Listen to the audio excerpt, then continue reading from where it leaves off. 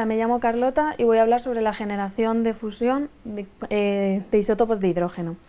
Para ello, primeramente se deberá tratar al hidrógeno como elemento y explicar sus propiedades y ventajas, para ver si su producción es provechosa o no. Además, explicaremos cómo se forman los isótopos que darán a la fusión nuclear sus propiedades y veremos que estas reacciones llevan produciéndose miles de años en el sistema solar. Además, mis compañeros Gustavo y Clara hablarán sobre los proyectos actuales y futuros, como pueden ser el ITER, el DEMO o el PROTO. Pues bien, el hidrógeno H2 es el primer elemento de la tabla periódica. En condiciones normales es un elemento gaseoso, reactivo, insípido, incoloro e inodoro, siendo el elemento más ligero y más abundante, constituyendo aproximadamente el 75% de la materia del universo y el 90% en el número de átomos. En la corteza terrestre es el noveno elemento más abundante y en combinación con otros elementos se encuentra ampliamente distribuido en la Tierra, en donde el compuesto más abundante es el H2O. Las propiedades del hidrógeno. Tiene un amplio intervalo de inflamabilidad, que significa que el hidrógeno se puede quemar por encima de un amplio intervalo de mezcla de diferentes cantidades de combustible y aire, que van del 4 al 74%. Baja energía de ignición, que significa que, teniendo focos calientes en el cilindro, pueden actuar como fuentes de ignición, lo que puede conllevar a una ignición más prematura. Alta temperatura de autoignición, que es la menor temperatura a la que se producirá una ignición espontánea, a la presión ambiente sin una fuente externa, como puede ser una llama o una chispa. Esta temperatura es la usada para suministrar la energía necesaria para la combustión. Alta difusión, la cual es mucho más alta que la de la gasolina, y esta asegura que si se produce una brecha o un agujero en nuestro tubo, el hidrógeno se dispersará rápidamente. Alta velocidad de llama, que en el hidrógeno se quema el 2,83 metros por segundo, a diferencia que la gasolina es de 0,34 metros por segundo. Y baja densidad, que para nosotros es una gran desventaja, ya que necesitará un volumen más grande para el almacenaje. En la siguiente tabla se ven diferentes propiedades contrastándolos la gasolina, el gas natural y el hidrógeno, siendo los límites inflamables, la velocidad del llama laminar y el número de octanos favorables para el hidrógeno y en cambio el volumen estequiométrico, la energía mínima de ignición y la distancia de extinción desfavorables. Finalmente vemos que muchos de los valores parecen ser unos inconvenientes, pero existen diferentes razones por las que el hidrógeno es un peso importante para la energía de los países.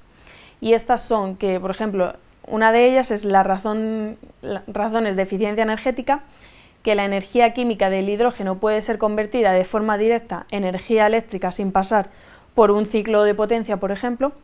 Razones de dependencia energética, que puede ser producida a partir de fuentes renovables y nucleares, por lo que puede jugar un papel importante en cuanto a la reducción de la dependencia energética, ya que los combustibles fósiles tienen unas cantidades finitas, como puede ser en el petróleo se estiman 40 años, el gas natural en 60 y el carbón en 200. Y razones medioambientales, ya que su combustión solo libera vapor de agua y está libre de dióxido de carbono. En la siguiente diapositiva vemos las reacciones de fusión. Los dos isótopos de hidrógeno son el deuterio y el tritio, que reaccionan entre sí nos dan estas reacciones.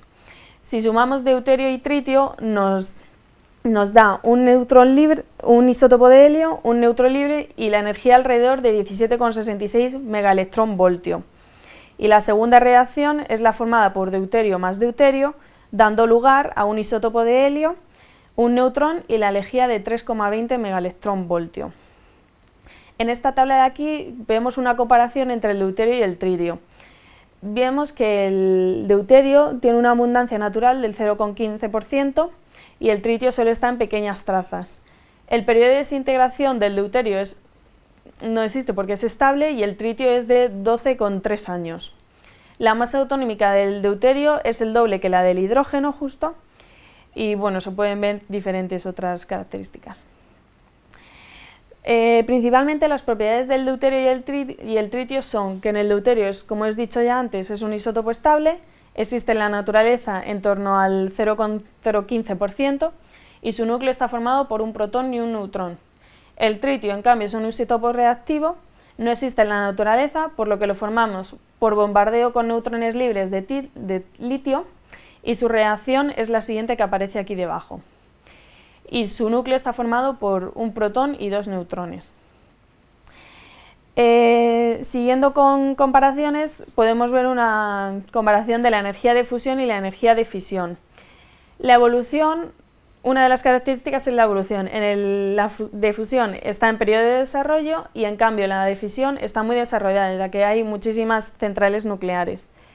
La energía de fusión es limpia, excepto por el tritio, que hemos dicho que es un ciclo corto de 12,13 años, y en cambio la de fisión se utiliza el uranio y tiene un periodo mucho más largo que el de la Tierra. La energía que producimos con la energía de fusión es bastante más baja que la de energía de fisión, ya que esta es de 200 megaelectronvoltios, y la de fusión es inagotable porque se encuentra en el agua del mar, lo podemos sacar de ahí, y en cambio la de fisión es una fuente agotable, ya que uranio hay alrededor de 70 años. Finalmente hablaremos sobre la semejanza con el Sol.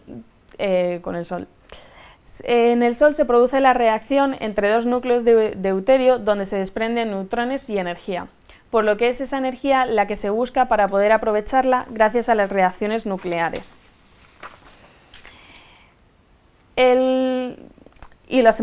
Para ello se emplean unas técnicas que son denominadas confinamientos, y existe el confinamiento gravitatorio, el magnético y el electrostático. El confinamiento gravitatorio es el que se produce en el campo gravitatorio de las estrellas y es imposible imitar en la Tierra. El confinamiento inercial es la generación de energía antes de que el plasma pueda expandirse. La densidad del plasma es muy elevado y se utiliza por un láser a alta presión. El confinamiento magnético es la creación de campos magnéticos con una forma determinada, que en este caso son toroides, y por lo que no hay contacto con el plasma con las paredes. Las ventajas es que no hay contaminación del plasma, no hay deterioro de la vasija, no hay fugas de radiación y no hay pérdidas de temperatura. Ahora doy paso a mi compañero Gustavo para que nos hable sobre los proyectos actuales.